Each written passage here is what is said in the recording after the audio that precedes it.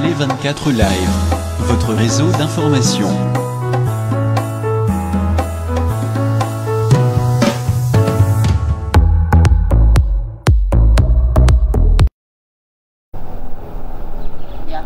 Ok, ndeko babolinga nde na ebisaki bino toza toujours na kati ya matanga Télé 24 tolalité tozotambola to meka kokabola ma o na famille biologique ya Papa Wemba ndenge ka papa ota otika biso na souci wana to déplaçaki to ke no luka pe moko pe asala pe alanga nzembo pe wa pa vanda na ye ayebi mwa témoignage na ye ka na souci makambo po makambango et affecté mutuno surtout na kati ya monde. Alors biso na Canada na Télé 24 to déplaçaki Maman Bouster Mtala Bilili, donc JR na réalisation des alaka. Tozo tambola to mega ozola bino moi ba témoignage à papa Wemba et puis to continuer quoi. Bon, sans plus tarder, na ko tamsa dia micro na nga to landa bolanda ba image ya ba témoignage ba opesa kata Toronto, Canada. Merci. OK, né na FCB bino na za déjà na déplacement awa bato ba bi Toronto na kati ya Brampton. Na susika ande na uti ko ebisa bino tozotambusa mikro na biso to meka kozela bino mwa ba témoignage ndenge Papa Wemba alaki ye aza kutu susu ya ko présenter te biso nyoso ebi Christian Nzenze asala mwa parcours na ye et pas vu beaucoup comment na pe mutama osambela Petro mais andime quand même a pesa biso mwa témoignage ya papa avant na boni Christian. Yeah, ça va, papa. Bonne yo. Ouais, bon, sangweza yo bika to ba mala mais sangama ezali na sir oza au courant ya makambaliwa ya Papa Wemba. Yoza moko po bovana na Papa Wemba. Better sono mwa muke po to kota penana ba to kota kamba la mona dossier ngo. Bino na nufia ninga Papa Wemba ninga po mutu na mtawa pesa témoignage na yo garda témoignage ani ya animation nino garda d'abord na viva la musique avant pia témoignage.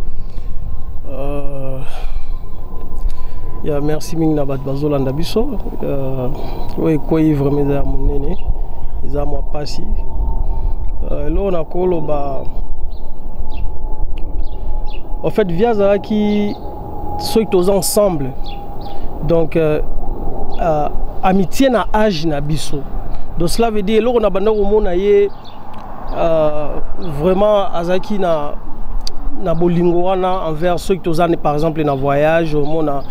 vieux fois kota vraiment katina biso on dirait to komi âge moko donc loko na bande osepela mingi na vieux makasi yango wana parce que autant on suit une nouvelle on passe biso ce dimanche na 5h na biso 6h tu as déjà un message wana na si yo zo ki on ndé en fait message wana na zo ki yango vers je crois vers 3h du matin nazaki na salon nanga na zota la TV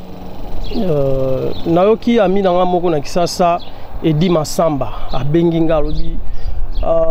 Christian vient beaucoup la daï azolila yesko Edi wana azolila gabi il vient beaucoup la daï vous assure zaba rimerte oh non c'est vrai il vient beaucoup la daï bon na zagi et peu émotionné quoi na mita wana kaka na bengi Vienanga Pêche Rodrigo. Yende Mtaye confirmé non, effectivement, il vient beaucoup à Koufaki. Alors, Nazaki vraiment très touché. Nazaki vient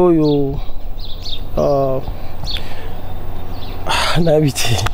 Tu comprendre, comprendre, mais quand même tant que vous êtes malade, est-ce que vous avez un contact ni bien ma collègue n'a malgré que changer n'a aucun comment ça la nzambe plus musique nzambe et puis je vous signale que na liboso anda ko ya Christian donc il pas naé bozala déjà na contact avant malade avait bien contact vraiment comme tel les a quitté na vie to na ba ninga o batikala contact mes a quitté parce que moni ba mboko yo si aux chemin au sama comme soso au mona au bossa na vraiment moi mingi et les kagna sima alors nazaki vraiment pas tellement en contact na bango mais ça le passe quoi ça le passe et ça le passe malgré tout dans la carte matanga mais toko peut ça peut moins faute na est-ce que yebi que vivre la musique ba intégration salamagi réintégration salamagi soso entre autres ben de sol na pompom yake au soit qu'on en donne coup de chapeau. Ceux bazongi eza bien, eza musala au bango baponi pour basala ceux bamoni l'homme sous ya osala eza te faut bazonga babeta musique na papa. C'était idée bien pour na bango, c'était bien. Na solo no déjà le solo moi kala ba orchestre minene mingi ekufaka ezaka su na vie soki leader nango kolo nango akufi ezaka su na vie pendate. To nakotangela yo kako ya lobby ya Victor ele so yo mozo mona nde ezali siko bino tango na papa za ko préparer nini parce que erreur biso ba na ba parents na biso na ba leader ya mouvement erreur wa basala gati lelo bo préparer te que lelo soki yo sate muta ko remplacer na sima papa za ko préparer nani parce que lelo na mo déjà archange comme déjà ko cha muta bi que net ya zali a osala makambo bo ben de son pe na ba pompo miye pe ba ko lekela pe petana po azali ki par rapport na bango. Vieux pendant préparer un an. En fait, ça fait au moins 16 ans que nous avons contact avec Baninga Msuteto. On s'est basé sur la musique. Il y a ndenge koma vraiment na zana wote na koye bate via tikela ginani. Bino mo tango sala na ya 6 sections sala ite. Eza orchestre ya papa emba yemora ndolo ba ata lelo bokei mais nakozwa kaka micro na ngai na mulangi nazobeta donc bato bakoya tu vois eza d'abord vive à ses papa wemba so même si ba vient dans la redi ba la ki ba nani ba mais c'est vivre à la musique à ses papa wemba. Mais aux hommes peut-être comme des risques pour vivre à la musique. Oh, pas tellement bateau bazaki na vie bien au bazar soutient vraiment à ma casse à vivre à la musique peut-être continuer na bendo les autres va pompon tout. Merci Christian, bon na émotion za moi belé ma solo na site au sala pene mission ya muno me kopé sa biso moi ambiance ne zalaki wana penda na promettre que tozonga sus awa mais moi message ne kopé ça na bana vivre la musique na ba famille biologique les annexes na mon équipe to sangana ki na famille ezali awa siko famille opendeza na kini yemoko mère Amazon message ne kopé ça pas to culture. Vraiment bah mes condoléances mère Amazon c'est la vie et Nzambe mutape saka ye mutazui courage maman et ça va aller quoi. Et puis pour na baninga mususu moi je pense dans moment oyo batuto zwaka conscience te parce que papa mba kufi donc ça elo moko tomi lengela par rapport ya makambo Nzambe parce que na moni elo mususu ya motuya ezati parce que lelo tomoni batu bana mbongo bana succès bana nyoso bamituka ba voiture bazo kendi est-ce que zoté abisoté tu vois so ponanga je dirais que tous à la omilenge la kara par rapport à makambo Nzambe donc bolingo ezala et puis eloko ali boso toko la za bokondina likolo parce que lelo nazomona so eloko malonga te na mokili je m'excuse mais eloko ya munene fumezate so baninga nyonso to milenge la par rapport na makambo bonzambe po lobi na biso to yebite po eloko msuna lobaka baninga balobaka atomona na lobi auto air moko lobi na air moko za Nzambe tu vois. En fait, lobby eza Nzambe eza bisoti donc tant mieux comme il est là par rapport à Nzambe c'est ce que je peux dire quoi. En tout cas merci frère Lelo comme frère Christian ben bis bato bazolanda ba bi Christian Nzenze abini sapé bon na habité sol comme ça ba po biso to continuer déjà ka ko zo moi ba vie pas ba témoignage avec. Non vraiment ba kunda vie bien honneur nyonso. Azam tout munene moi je préférais même si bako sala musée moko pour na vie na moloka iwana tuna na kanda et puis bache ba biloko na nyonso batu bayaka batala ka vraiment yozala esengo mingi po ba touriste pe bako ya toujours ko ya kotala ka. En tout cas, merci toujours continuer aux habilili. Oane Zalaki Bongo, Maman Booster na nini, je vais na réalisation, toujours continuer. En tout cas, dès na ebisa bino micro na biso tambola pour na honneur ka ya papa na biso papa Wemba. Na sala sous déplacement, na za na ndro mo eza calme penda awa. Yepe aza sous muta présenter te mais azaki pe proche à papa Wemba. Na sala pe ma solo, na sala émission na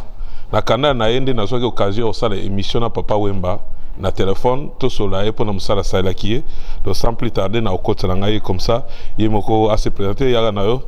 to sola na biki attention les habienté au la caméra kuna bonne na santé bon moi muki kaka ndenga ozomona donc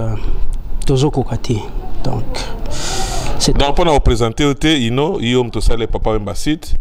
et puis au salon moi comme belé mais au émission à la salle na au salle site to betana moi lisona na ya site pendate mais moi tous les canaux moi les colo boza niveau ni ce qu'on a cité bon site site tambola ga site ezaki toko donc même souhait à Papa Wemba ezalaki que donc site zala kaka donc sans problème donc ngana Papa Wemba to yobanite ke pona à cause ya site to yobani na Papa Wemba kala kutu ton ba c'est ça ba bolanda ba relation nini yo penda o garda na vie beaucoup et bandeli na tina ninga ke obela bon moni Papa Wemba za bongana za petit penda ya kati ya vie beaucoup je me souviens dans le temps où Hermoko mère azotina na keni pongana za mwana lemba mwana chopo penza omona barotina na kene victoire na kene ko sala moi ba makambo barotina na sala pas ba parents quoi et mon abeti na kara na kena otala donc répétition na bandola na Papa Wemba banda kala do Papa Wemba ebinga banda penda na molokai alors aza penda vie na nga penda ya motema donc yango na epesaki petit tina ba koto tant Papa Wemba yaka tozala na biso tant Papa Wemba yaka bozala na eme papa belaki lelo ba rumeur eza yemoka leka na télévision alobi ke ezaki malaria célébram te salaki bamsu balobi akota na koma bamsu balobi ni yo pesa vraie version po ezo la sapenda ke oyeba Papa Wemba na contact na version yo pia biso bon normalement Papa Wemba bandaka la banai ko se plaindre na rime na ye to azaki na rime moko pena makasi po bon talaga étant que star moi pena bo sentir en bien mais on a voix on va nous comprendre qu'on dirait moi rime rezo tungisaye donc nga elo na yebi Papa Wemba ezaki rime na yeba ki makambo ba malaria wana te bon na yebi ke malaria ya kanango et ya kanango eleka kanango mais na niveau malaria cérébrale wana ezalo morasi quand même nga mona kamwa ki jamais papa to disita elo mo concernant ba malaria cérébrale en tout cas bon et peut autant mola balobi malaria cérébrale papa qui voyage je pense n'habite ceux qui avant concert aux aïeux déjà na contact naé papa qui est en plein concert donc ngai 3 jours avant concert à papa na benga kié tant na benga na bi papa bon na yebi kozo ke ne concert na Côte d'Ivoire alors pesanga programme o ekozala ki na tia déjà na site pona batu bayeba quoi alors papa pesanga programme alobaki programme ya Angola programme à Johannesburg après ba Côte d'Ivoire wana do to solo ki na papa et loko moko papa alobaki e kamusanga do ti lelo zo kamusanga do sona fandi na soma on dirait papa ebaki papa ebisinga boabi a petit po ya benga petit non omoni mikolo eza susu mingi te ya biso bato na mokili do photo luka toyeba nzambe wana liloba papa bi toyeba nzambe soko yebi nzambe ozotambola ndenga nzambe penza makamuno tout ekosimba ngabi en tout cas papa merci pour na conseil ndenga yo yebelinga nazara pena na droit chemin et yemba nango petit frère nangai Fali Poupa donc respect donc na sens wana donc papa on dira ebaki ke likambo ekokomela surtout que binomo boyebi alobi ke yependa souhaita kike liwani ekomelaye na kati donc na podium penza en plein bateau donc eza pena eloka kokama sute esalika pasi ti sikodo tozokoka penza te ba souvenir nini neti yo souvenir nini yo garder pour na Papa Wemba et puis message nini au peut savoir to kota moi deuxième parti na biso pour le lope ba rumeur les autres tambola que Papa Wemba kufi ba poison ba micro ba belé ba montage ba bi sala mpe na ba internet aux amis placé parce que posa ko internet to yibi mamba internet des alaga mo souvenir na no nini Papa Wemba tikel o yo garder pour bien donc souvenir na ya Papa Wemba ezake souvenir personnel ezake série mo bo ser na nga mwazaki maladi na ser na nga ba no fana na nini na makala bon na senga Papa Wemba ki nata mona ser mais azwaka chance ko kene pena pas c'est mona mais abenga ka ser donc elekela ser a sepela trotalaka star mobimba zo benga et donc elekela ser de esal do tilelo et kotanga na nemo osakana te mais sikoyo na sens que papa Wemba atiki biso ba souvenir musuna koza nango ezake talaka ndenge tozali ndenge ozali donc mutu na mutu place congolais no sazali ezaka congolais te zala pe batu ya bandinga ndinga ba pays musu ba Kenyan bato ya Uganda do balela biso ya trop donc chaque mutu azana elembo ya papa Wemba ngana azana bilombo ya papa mbebele ko yemba voix forme hermoko ezaka nango talaka donc ba souvenir ezebele moi kuta kotanga ngo ezati poto kotala mamba ya mambo oyo babike ezalaki empoisonné micro ya vie tolandi na kin honorablement alobiku na ke micro wana ezalaki cher mingi yango fa ba protéger micro ke moto akoya ki dans moto l'homme ba obenga l'homme micro ya kilote wana donc il fallait protéger nan ka micro fallait pas protéger papa Wemba na mono za pena moto na ligne to kota je sais pas ce qui to lingito benga archange voilà petit nanga propre ezo sala mandirek donc to za ezo sala mandirek petit nanga propre archange donc nazo benga esikoyo azo zela biso to China speakers China speakers ouais téléspectateurs nde to bozo landana to sala ngo en live donc en direct to zo benga kin sikoyo na témoin oculaire oyo azalaki penza wana tango papa akoyaki archange aoko treso petit nanga propre archange oui archange viens à Inoa. Oui, donc aux en ligne, Siko, aux en mission Télé 24 hein, avec Alec Indeki. Alingi o témoigner sur l'Iwa Vie, juste un moment. Alors, nous sommes tous en direct, tous sur Télé 24, tous en Archange. Archange Nazio, et ça montage, Yomo Yebi Nazio en direct sur Télé 24 na Canada. Parce que to comme na point ba rumeur reso panzana wa na Amérique mobimba ke vie micro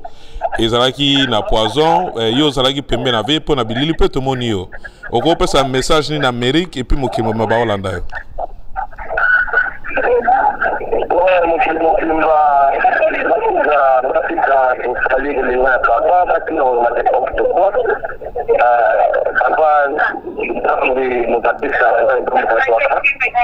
et puis papa a été malade donc il a poisonné papa ça l'a écrit cardiaque un podium et papa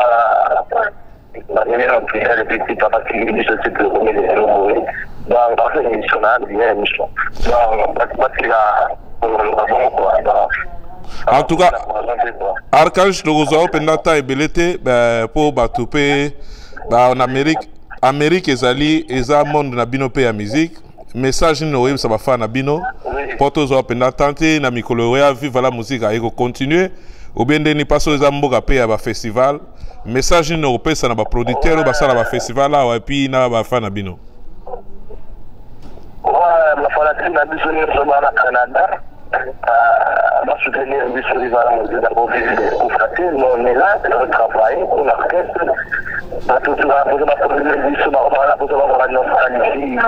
on ne se croit pas, à ça là, on est là, on dit tout ça à notre, on va soutenir le on va soutenir le et puis personnel. En tout cas, merci Nazong Selo ino biso tozo continuer mission na yo na biti soza na question tuna Archange Kalate nazo kata est-ce que ozui moya ko kozwa mère Amazon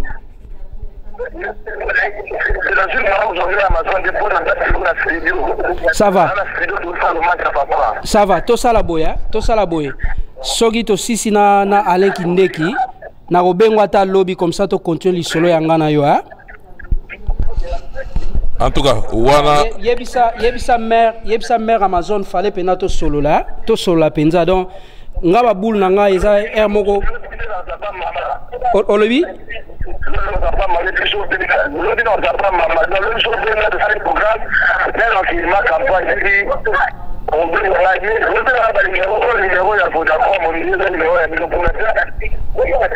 oh, ok. Problème te lo. Ok. You know one komi. One komi. Lobby sans problème. One masolo ya mino privé. Ok, merci à toi Archange, courage. wana masule comme privé problème ezate mais bat balandi témoignage à tout moment ezaki crise to c'est la paix ndenge balobi wana tamusuli kamususu bako baksa mais to comme que na biso comme chité na biso peut-être que tamususu message likambonga na tuniote tamususu un message mo particulier oko pesa ba fan na vivre wana bato tout moki bana vivre mobimba mokili mobimba vienanga Cornélie Malongi bon Dadi Soso mère Pépé Congolo ekiri mobimba ya Papa Wemba kwa nga petit na bino yaya na bino leki na bino donc naza na Canada naza on dirait na tikalika nga moko donc papa salinga faux donc papa pena salinga faux il fallait pas donc ezama trop mais soué na ezalaki site na papawemba.info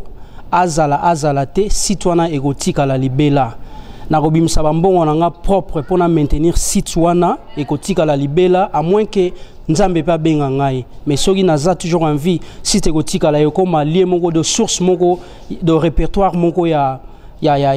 masolo Papa Wemba ba information Papa Wemba po Papa Wemba za international donc ba mindele ba musée ba biloko belé donc ba na ko se recourir na site wana baba yo osala rappel mutalisango ko sala sopeka mo eloko o via article la yo article marka oti le lope na ba fan ba la na article micro osala ngo comme ça et toko o clôturer pe nzembo ezaka nzembo papa yembela mère Malou bon ameki ko changer moi maloba bon tolanda Yobunga kinyo, yobunga monde mokile lingi, Papa Wemba, bana balelio, na kolanda yo, na ba fanatike,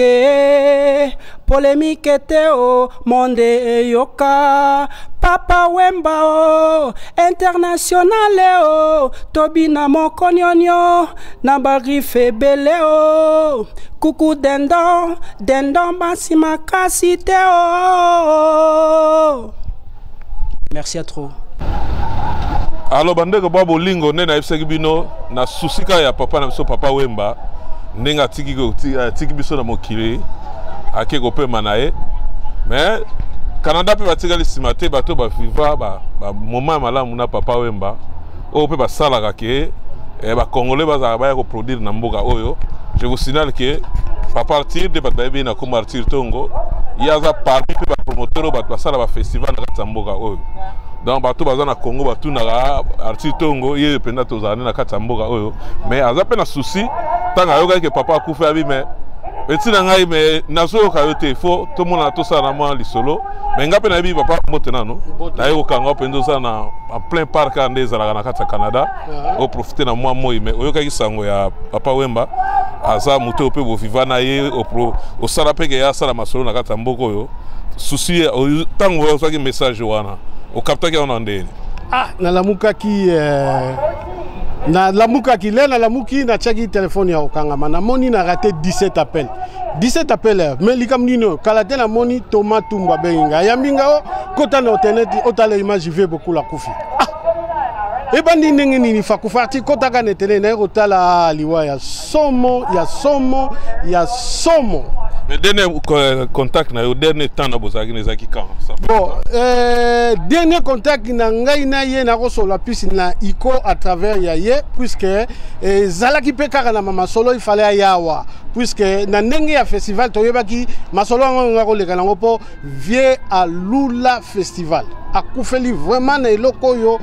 ye à Lula na même vie beaucoup la beta na festival ban Africa abeta na festival mo na Québec City vie avant matana podium fo mona au mona ba physique moko donc vie à Lula festival akokufela vraiment eloko ya linga mais sikoyo via kufi na eloko azolinga mais tanga belaki ndenge bino osana expérience ba musicien bazana ba conseiller te que soki mutazo kanzoto bien te avant na moi muke ya mega passe biso no to yeba ikazaki hospitalisé mais comme ko arriver ndeni ni kaka signer ba spectacle na mine ndengwa upekisa lokola Papa Wemba koyemba akosala nini na mokilo akosala nini problème yali ndenge na sololi na kini eza ozobeta na instrument na yo ingénieur ya yo ingénieur na yo ayebi ndenge a contrôler ka micro na yo via koyemba na festival akeko forcer voix ingénieur il y a son il y a festival aux en contrôle noté mais tandis que ba musicien sous ba voyager na ba ingénieur na bango na kini ya yemba kan ingénieur yo ya ye akomatisa voix na ye likolo micro na ye mikolo yo zolemba na se tala lera ba ngi nzembo wana qu'est-ce que eza nzembo ya likolo via akokufa bon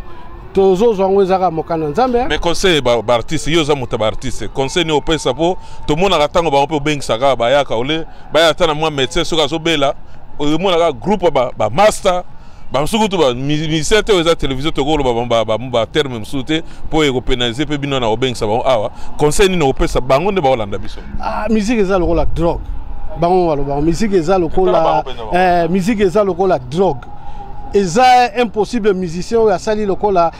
carrière ya bane belé ndengona olo baneka ka tika musique eza ne bayaka tana médecin te bayaka tana mutumo ya sécurité te eza plus yingano to yebi bayaka na ba bon eza pe moni makambango eza musicien ko cha condition wana mais ngai pe producteur na hotel oya ko memelanga médecin on a tia un hôtel eza lisusu moi ngambo na côté na ngai on se comprend bon santé à vie ezaki bien te santé na ye ezalaki bien te bapesa ki ye repos bien sûr docteur ekopesa fait vert okoki koyemba mais kokoki koyemba na ba niveau te okende koyemba na ba festival wana ezalaki na 5h du matin musique nini wana okende ti l'air ndengo wana en tout cas ba tolandi biso nyonso na Congo yo tomoni ba collègue na ye ba musicien ba mususu baza ba mécontentement bandi ba cheba na staff te ya kozala pona ba organisation ebembe ba musicien mususu ba voyager même au Mali où il y a besoin na otanga comme tu y peux yebi message ne repose pas là-bas bon contrôle ya situation ezate Papa Wemba za artiste munene azali artiste munene contrôle ya situation ezate eleki munene makambwana na mema Papa Wemba na Québec City to koti na Québec City na kata voiture na ngai festival abeta basala publicité babamba photo ya Papa Wemba na bis tozo kumba voiture na sima liboso bis wana na sima babamba photo ya Papa Wemba ya munene wana za artiste moko ya munene bon Congo bakoki ko organiser ngo bango te fallait peut-être koluka ba mususu ba aider mais ba massa mususu ba voyager to ki artiste mususu ba voyager à même moment liwa viseur entre autres Koffi Olomide moi message na opesa Koffi Olomide azane na motema te oh azane na motema te na betisa Koffi na mboko oyo luka bato Canada ya kala ba yebisa o Koffi abeta muziki awa lekine na kini akufi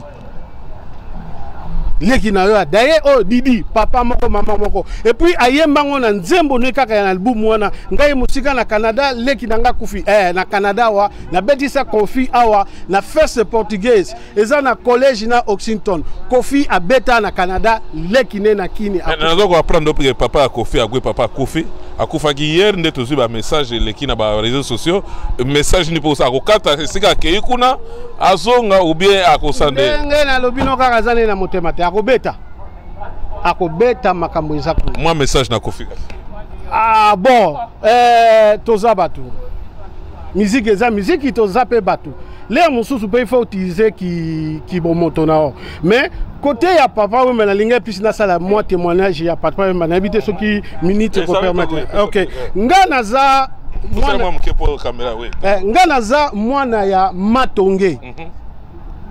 donc papa ya Matonge nazali papa ya Matonge na kati ya Matonge eza na Molokai nga naza mwana Matonge ya Molokai na kati ya Molokai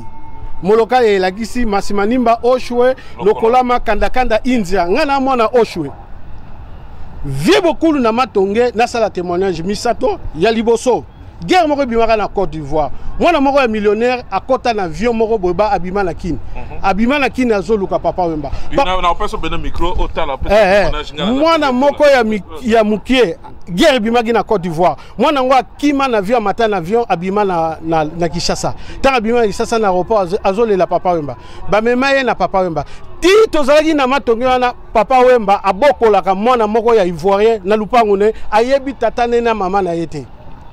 wana un deuxième témoignage dans ça là il y a vieux beaucoup de na biso bana Molokai au moni na kini soki aussi si l'école primaire ozui COT bana ba mama ya Matonge ba memelaka Papa Wemba bulletin akele lukela bana classe ngai papa wemba muta akomisa nga na Saint Raphaël donc vieux beaucoup soka ye lokola comme ça moi na école ebukani yo directeur okolinga su muta ndenge wana yate donc okokotisa ye donc papa wemba akomisaka bana matonge na école soko sisi lokola seo sisi lokola seo olingo kene ba mama donc soko luka papa wemba bitumba na matonge na ba mama na biso ba kobunda. Troisième chose ya papa wemba sala ya bon eza faute inete ba masa tout obota na mama tonge bateka mama pango po vague ya papa wemba et multiplier ki ba prix ya ba palais et comme ils sont côté qui lupango na matonge ko somba peut-être lupango mibale na yolo ou bien ko somba na bande donc ba masa tout oyo to botama na bango to kola na bango bateka ba mapangu ba kenda wana kaka papa wemba donc vieux wana mami en tout cas biso to landa témoignage penda wana artitongo oya boya boy na yeme biso to yebike il y a parmi les promoteurs de Betakawa. Mais tout ça, nous matanga mais festival pe ezo banda moi ba nungu to yoka kia ke moi festival e kota moi ndeni ba bato pe ba Hollande biso ya Canada Toronto na biso ba utaka Canada libanda ba Vancouver festival e kozala be kozala te. Non, festival les ali le 9 na le 10 juillet bon côté à Congo tozome kaka mais na confirmé yo yepé bien Juna Mombafu Dokolos na nani Dokolos sur la mosinani joli bébé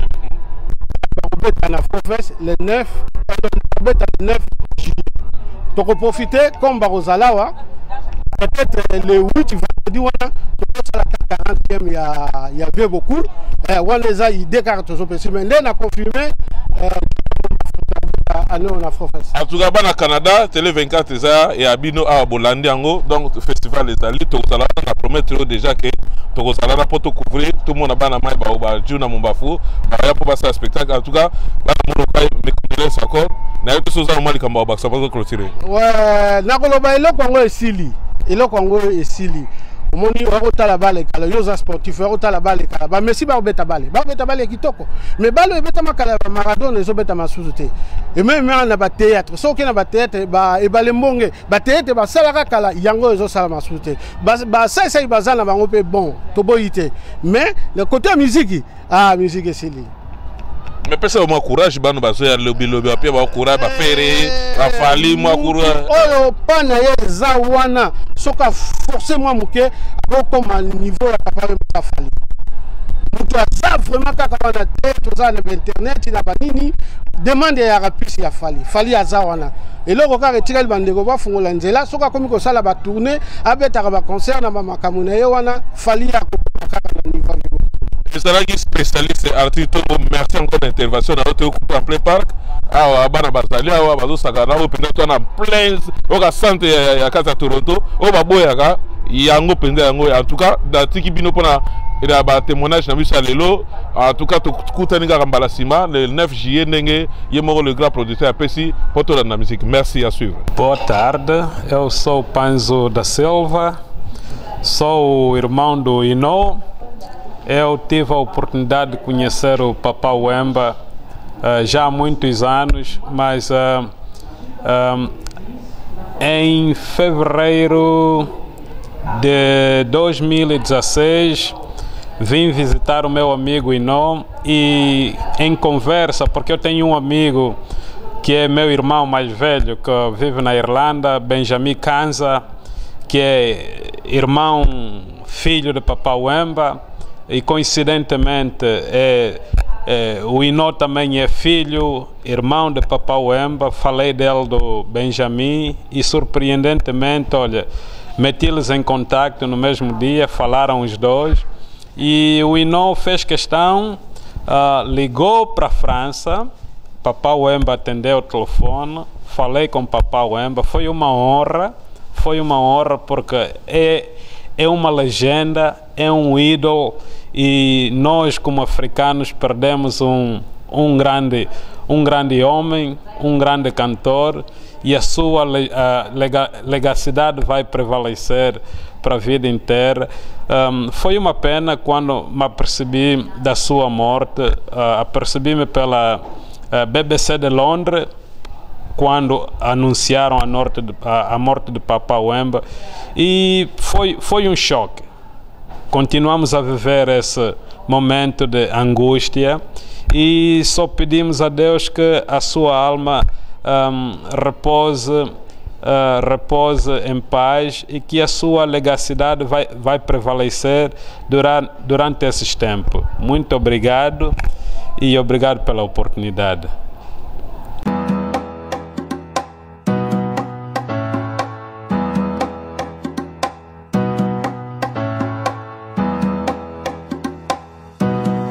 Télé 24 Live,